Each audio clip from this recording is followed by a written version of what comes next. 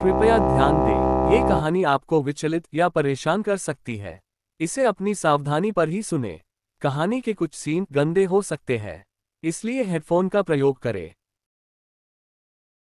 दोनों देशों के बीच युद्ध चल रहा था। शहर के शहर लूट रहे थे। हर कोई दूसरे धर्म के लोगों का कत्ल कर रहा था। ईशर सिंह भी लूटपाट करके करीब रात के 12 बजे घर पहुंचा। कुलवंत कौर ने दरवाज़ा खोला। ईशर सिंह बहुत परेशान था। कमरे के अंदर एक कोने में जाकर खड़ा हो गया।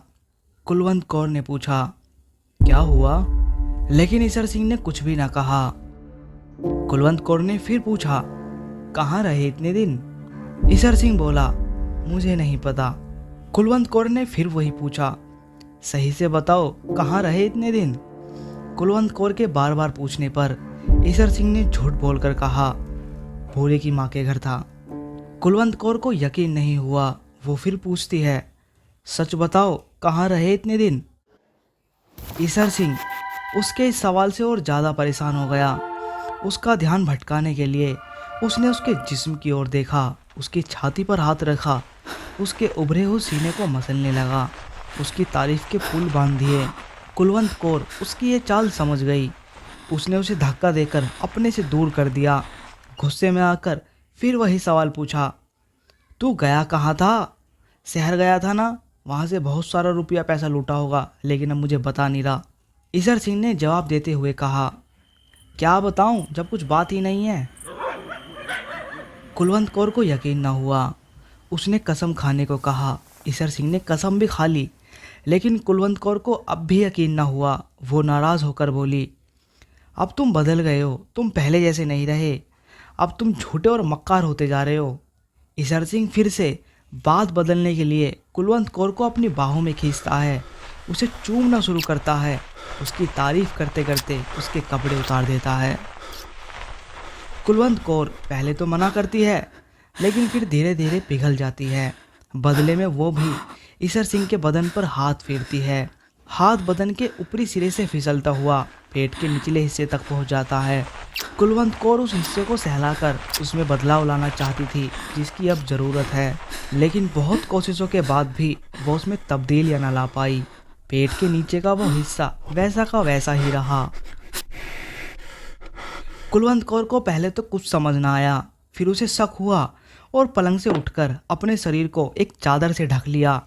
गुस्से में ईशर सिंह से कहा, वो कौन हरामजादी है जिसके पास तू इतने दिन रहकर आया है, जिसने तुझे पूरा का पूरा निचोड़ दिया है? ईशर सिंह ने इसका कोई जवाब न दिया। कुलवंत कौर ने फिर पूछा, तू इतने दिन किस औरत के साथ रहकर आया है? पहले तो ईशर सिंह ने मना किया, लेकिन फिर कुलवंत कौर के बार बार पूछने पर उसने हाँ कह दिया। कुलवंत कौर यह सुनते ही पागल हो गई। उसने मेज पर रखे चाकू को उठाकर ईशर सिंह के शरीर में घुसा दिया। खून के फवारे छूट पड़े। इसके बाद भी कुलवंत कौर को तसल्ली न हुई तो उसने गालियां देते हुए बिल्लियों की तरह उसके बाल नोचने शुरू कर दिए। बता, कौन है वो औरत? ईशर सिंह ने गर्दन पर हाथ रखकर खून को रोकते हुए कहा, बताता हूँ। शहर में लूट मची थी। सबकी तरह मैंने भी उसमें हिस्सा लिया। गहने पाते, रुपया पैसा जो हाथ लगा सब तुम्हें दे दिया। लेकिन तुम्हें एक बात न बताई। जिस मकान पर मैंने धावा बोला था उसमें 7 आदमी थे। मैंने 6 का कत्ल कर दिया इसी चाकू से जो तूने मुझे मारा है।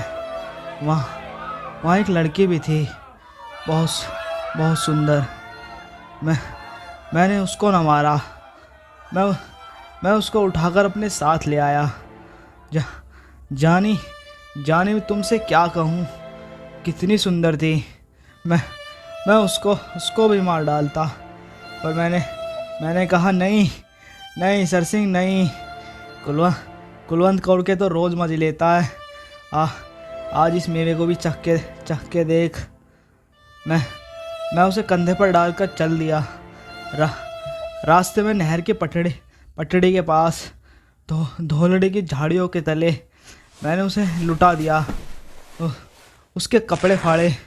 मैं उसके जिस्म से चिपक गया।